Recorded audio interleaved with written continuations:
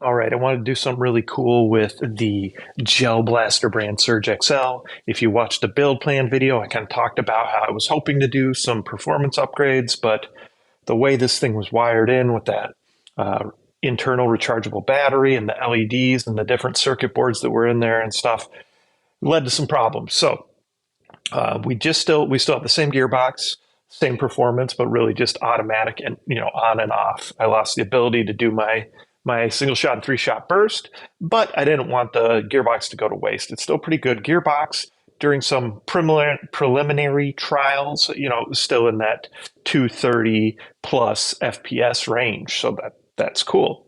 All right, and this one does seem, I've talked to some other people too, where almost the more it kind of needs like a break-in period to really reach its peak potential, and then they're getting to that 250 FPS. So hopefully that's the case. I just probably haven't used it enough, to be honest. So, but here's what we got.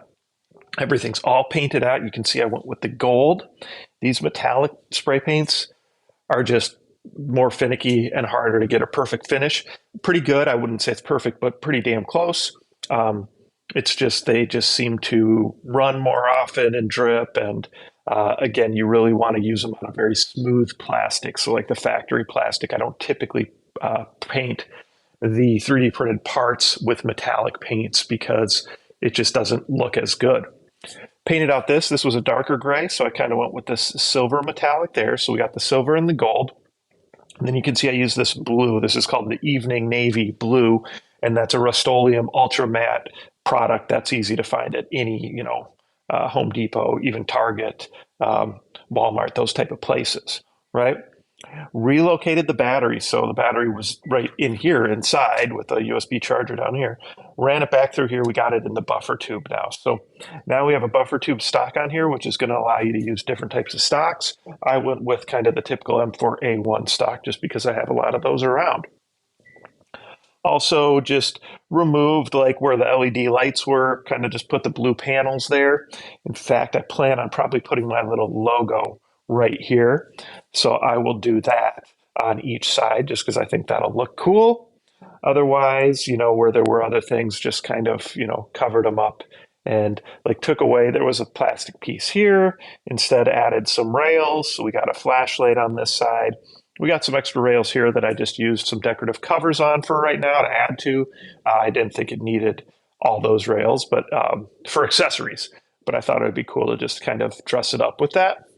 And then we got a rail piece here. I'll show you a better look at with the offset holographic here. So that way you can see around your hopper and still have a sight. Cool front grip on here. This one was a really cool one where you could print the different different pieces. So you could have some different colors tied in. So let's take a look a little closer so you can see what's going on. So up here we have this piece you can see where we got the two side rails, and that just attaches down there. This actually fits on by tension. I just put this little mini rail right here to just kind of connect these two pieces so they stay connected together nicely. They're on there really tight though, especially once you paint things, definitely on there tight.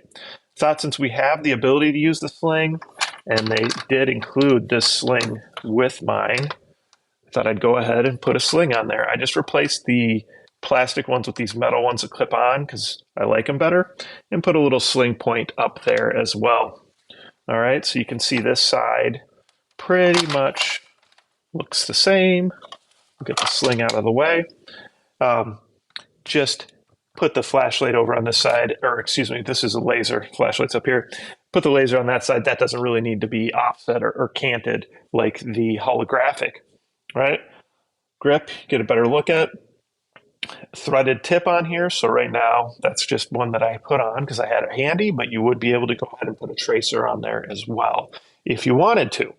So what do you guys think? It's the Surge XL, the Gel Ball Blaster Master Custom Edition, I guess we'll call it, or something.